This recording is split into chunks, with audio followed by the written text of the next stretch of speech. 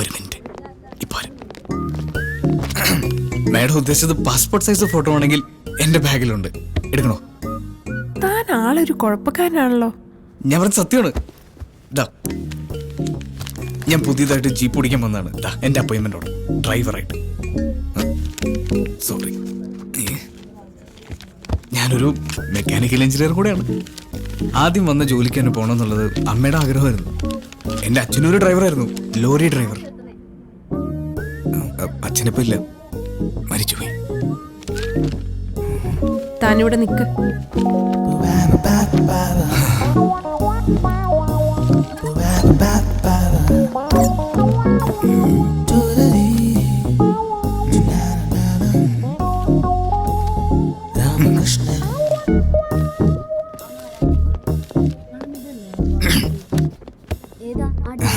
എന്താ പേര്?